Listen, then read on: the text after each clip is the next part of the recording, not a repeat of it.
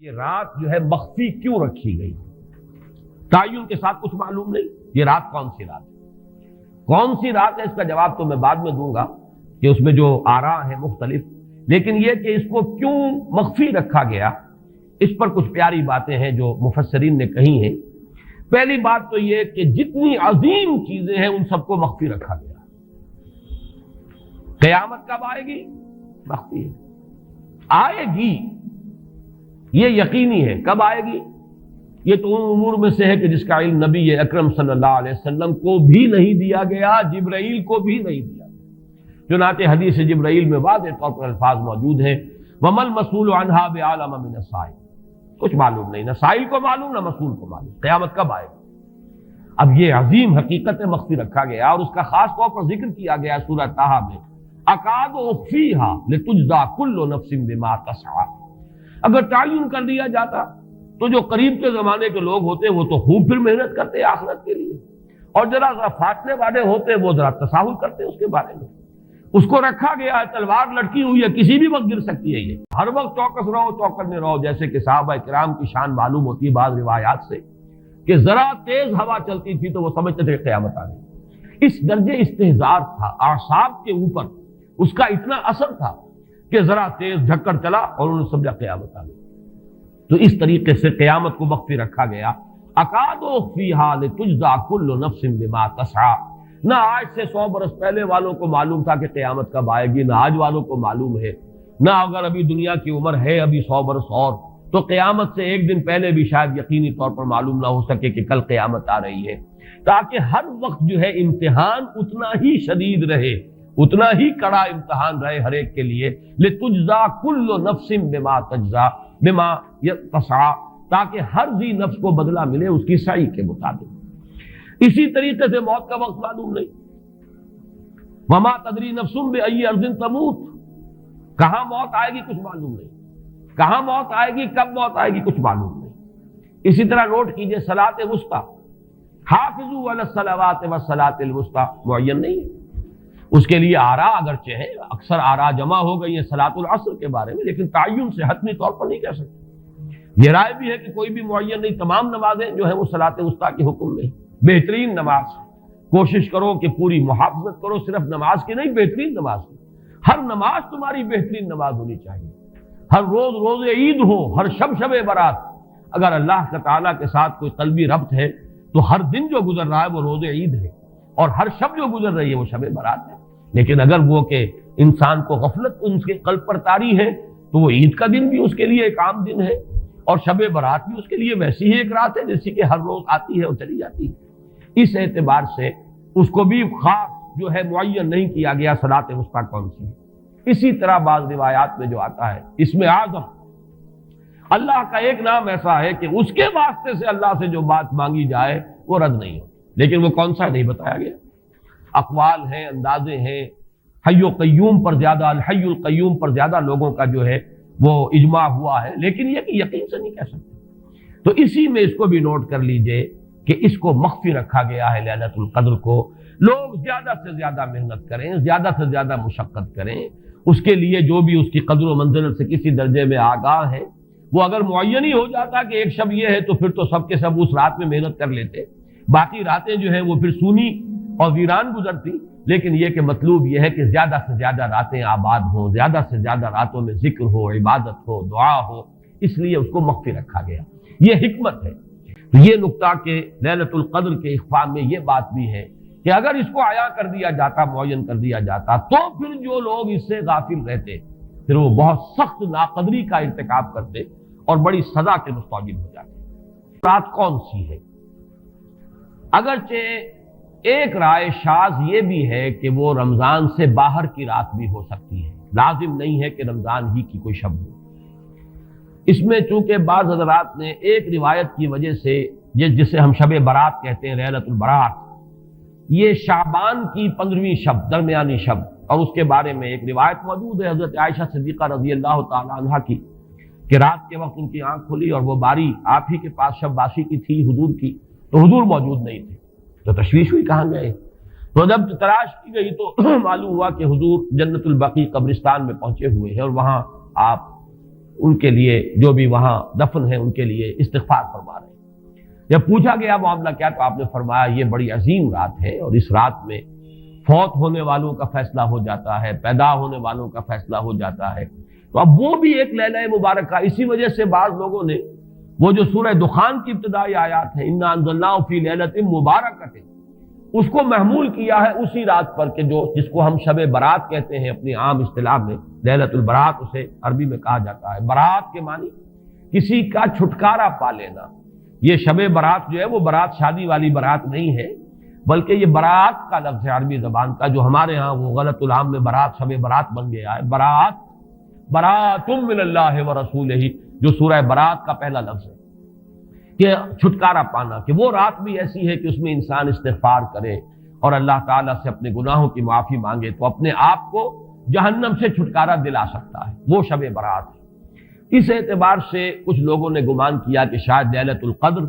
اور لیلہ مبارکہ اس حدیث کی روح سے وہی شب ہے، وہ ظاہر بات ہے کہ خارج از رمضان مبارک ہے،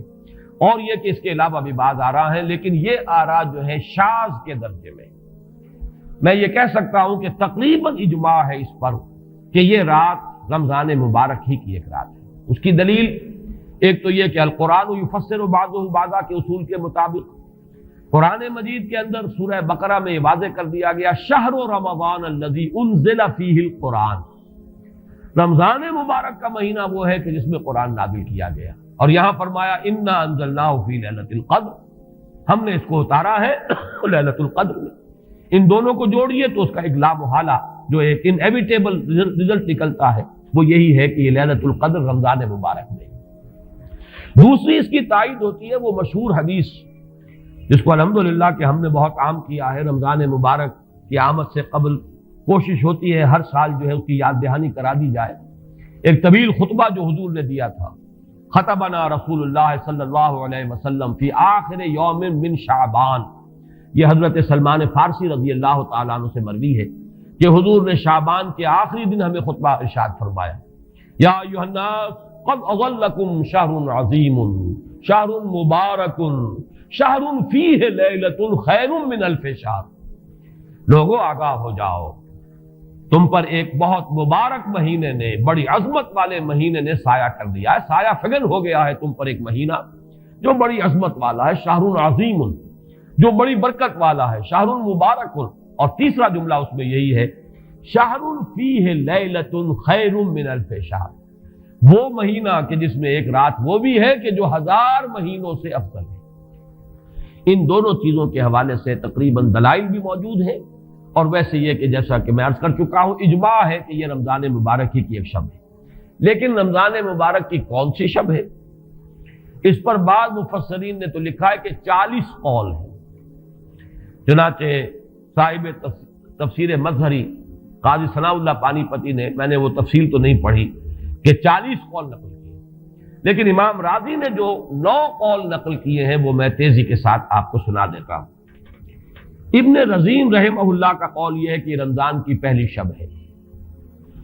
حضرت حسن بصری رحمت اللہ علیہ یہ ہے تابعین میں سے، اس لیے میں رضی اللہ عنہ نہیں کہہ رہا، رحمت اللہ علیہ، حضرت حسن بصری رحمت اللہ علیہ کی رائے ہے کہ یہ 17ویں شب ہے، یعنی وہ شب کہ پھر جس کے اگلے دن جو ہے وہ غزوہ بدر ہوا ہے، یوم الفرقان۔ حضرت انس رضی اللہ تعالی عنہ مرفوعاً روایت کرتے ہیں کہ یہ 19ویں شب ہے۔ محمد بن اسحاق جو بہت بڑے سیرت نگار ہیں حضور کے، ان کا قول ہے کہ یہ 21ویں شب ہے۔ حضرت عبداللہ ابن عباس رضی اللہ تعالی عنہما سے قول جو ہے مروی ہے کہ یہ 23ویں شب ہے۔ حضرت عبداللہ ابن مسعود رضی اللہ تعالی عنہ سے مروی ہے کہ یہ 24ویں شب ہے، اور اس کو میں ذرا اہمیت دیتا ہوں اس لیے کہ 24ویں شب جو ہے سورہ علق کی ابتدائی آیات کے نزول کے ضمن میں کچھ حساب کتاب کے جوڑنے سے 24ویں اور 25ویں شب کا بھی معاملہ جڑتا ہے، جو کہ میں نے آپ کو سورہ علق کے درس کے دوران بتایا تھا۔